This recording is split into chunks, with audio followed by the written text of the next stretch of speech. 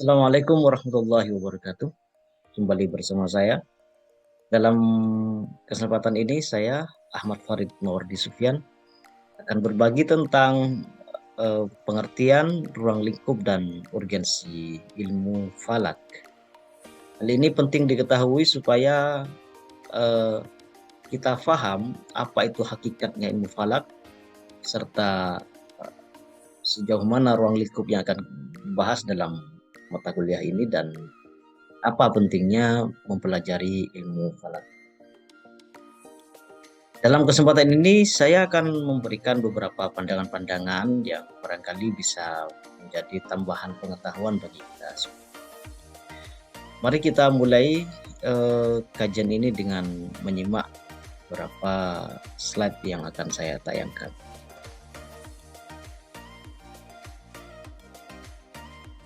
Dalam beberapa hal yang saya sampaikan bahwa ilmu falak itu adalah ilmu dalam lingkup pengamatan manusia terhadap alam sebenarnya. Hanya saja lebih pada beberapa fokus kajian tertentu. Sebagaimana kita ketahui bersama bahwa kita ini hidup di alam semesta tidak sendirian. Kita bersama dengan makhluk-makhluk yang lain, kita bersama dengan beberapa benda-benda langit yang lain yang jumlahnya mungkin jutaan bahkan miliaran. Dan sampai saat ini masih menjadi misteri dan tidak ada yang tahu pasti berapa jumlah benda langit yang berada di angkasa.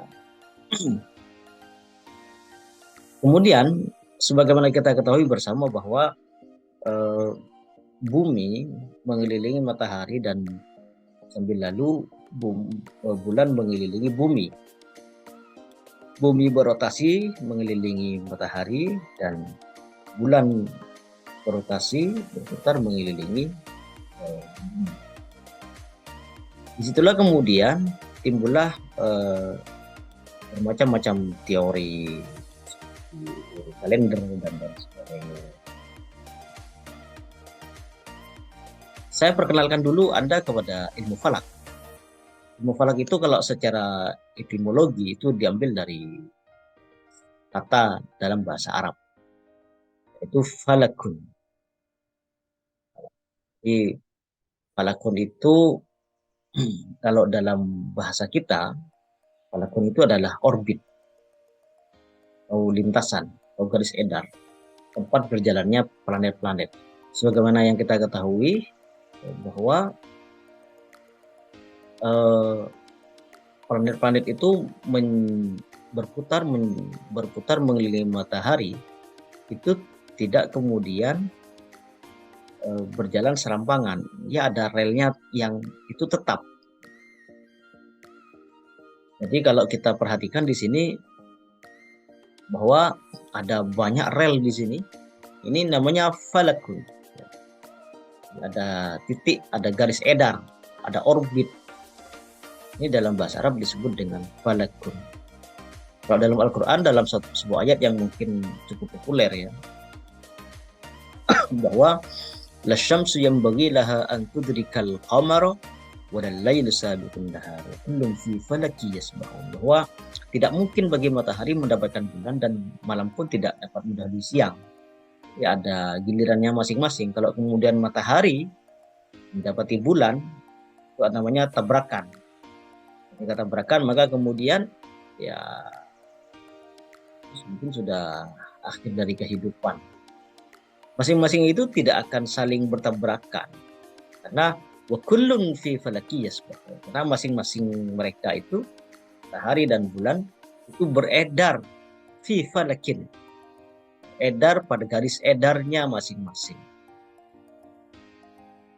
Dan kemudian kita lihat di sini bumi, Jupiter, Mars dan Saturnus macam itu memiliki garis edarnya masing-masing. Mereka dalam perjalanannya sangat aktif dan sibuk sekali, tapi mereka berada pada garis atau rel masing-masing. Nah itu falak. Kemudian secara etimologi ilmu falak itu apa? Secara etimologi ilmu falak itu adalah ilmun yubhatsu fihi an ahwali harakatis samawiyah minas sayyarat was sawabi.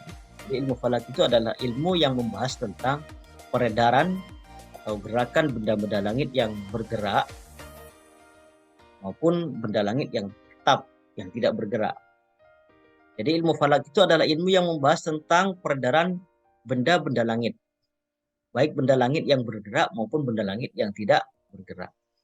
Benda langit yang bergerak itu apa? Benda langit yang bergerak itu adalah planet misalnya atau satelit. Jadi planet itu bergerak. Ya. Gambar di sini, planet itu aktif sekali bergerak sambil lalu berputar, sambil lalu mengelilingi matahari. Itu sayyarat. Ya.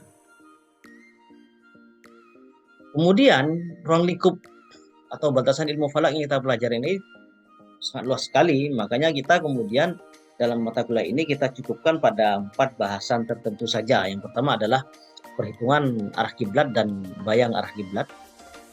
Yang kedua adalah awal waktu sholat. Yang ketiga adalah awal bulan, pan awal bulan, pan akhir bulan, dan yang keempat adalah gerhana. Kapan terjadi gerhana? Ini yang akan kita bahas. Lalu kita pahami bahwa kita pertama ini membahas tentang arah kiblat. Pada satu titik koordinat tertentu, pada satu tempat ketika kita akan melakukan sholat atau membangun tempat ibadah, maka kemudian kita ukur dulu, kita hitung dulu. Kemudian juga awal waktu sholat ini kita lakukan perhitungan, kira-kira apakah sudah masuk waktu sholat atau belum. Yang ketiga adalah awal bulan. Ini paling ramai ketika awal bulan puasa dan awal bulan Syawal ya. Itu kemudian berseliweran aktivitas observasi bulan atau yang biasa disebut dengan bulan. Yang keempat adalah melakukan prediksi terjadinya gerhana, dan ini juga melalui perhitungan-perhitungan. Apa pentingnya belajar ilmu falak? Pertama adalah untuk memastikan kemana arah kiblat bagi satu tempat di permukaan bumi ya, supaya kita tidak salah menghadap, karena salah satu rukun atau salah satu syarat dalam melakukan sholat itu adalah istiqbalul kiblah, menghadap kiblat. Yang kedua adalah untuk memastikan awal waktu sholat sudah tiba atau tidak atau belum. Matahari sudah tenggelam atau matahari sudah tenggelam sudah berbuka puasa misalnya ya. Jadi ini harus betul-betul pas perhitungannya supaya kemudian kita melakukan buka puasa misalnya memang tepat pada waktunya. Yang ketiga adalah untuk mengarahkan pandangan-pandangan ke posisi hilal sewaktu melakukan ru'yatul hilal. Kita melakukan ru'yatul hilal itu tidak hanya kemudian pengamatan saja, tapi sebelumnya melakukan perhitungan-perhitungan untuk menentukan posisi hilal, apakah ada di selatan matahari atau di utaranya matahari, apakah hilal terlentang atau hilalnya miring dan lain sebagainya. Yang keempat adalah untuk menumbuhkan keyakinan, ketenangan dalam melakukan ibadah. Jadi sangat tepat sekali kalau kemudian kita melakukan sholat dan kita sudah yakin kiblatnya ke arah barat, agak ke arah sedikit, dan kita tidak was-was lagi apakah kita memang sudah menghadap kiblat secara benar atau tidak. Ya, dengan adanya ilmu falak ini kita bisa beribadah dengan tenang. Ini adalah contoh pengukuran arah kiblat dengan menggunakan alat atau perangkat yang disebut dengan theodolit beberapa waktu yang lalu. Kita melakukan ini sebagai bentuk pengamalan terhadap pengetahuan kita dan sekaligus sebagai lahan pengabdian kepada masyarakat, dan juga ini sebagai pengembangan teori yang sudah kita.